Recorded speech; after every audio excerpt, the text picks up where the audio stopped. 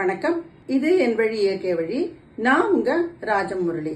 அருமை அப்படிங்கிறது நிறைய பேர் பெரியவங்களுக்கு இருக்கிற மாதிரி ஸ்மால் கிட்ஸ் பிறந்த குழந்தை தவழும் பொழுது அது முதல் தடவை முழங்கால தரையில வைக்கிறது இல்லையா, அப்போ அந்த சர்ஃபேஸ் பட்டு அந்த இடம் கொஞ்சம் ரஃப் ஆகும். ஸோ அந்த கலர் முழங்கால் அப்படிங்கிறது கலர் கொஞ்சம் கருமை நிறம். சின்ன குழந்தைக்கு அது நல்லா தெரியும், நம்மளுக்கு அது விசிபிளா இருக்கும். இந்த மாதிரி இன்ஃபென்ட்டுக்கு வர இந்த முழங்கால் கருமையை எப்படி போக்குறதுங்கிறத இப்போ நீங்க குறிச்சுக்கோங்க. அது ரொம்ப ஈஸி தான்.